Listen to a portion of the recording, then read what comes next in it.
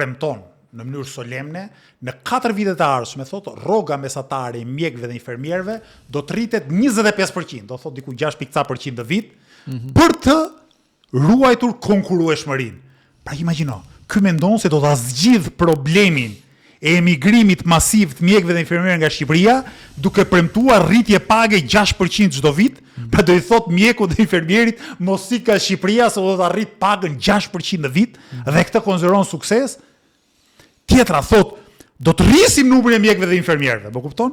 Për të ofruar standardeve të BE-s në raport me numër banor. Sot Shqipëria që flasim ka numrin më të ulët në Evropë të mjekëve për 10.000 banor. Dhe ky karafil që çdo vit qeverisja e tij e ka bërë më të ulët numrin e mjekëve për numër banorësh, ky premton që do të arrijë standardet e BE-s. Sa sharlatani që është? Pa me rritje 6% të pagës për mjekët çdo vit, ky jo vetëm që do të mbaj pa ikur këta që janë sot, po do të mundsoj edhe kthimin e mjekëve në Shqipëri.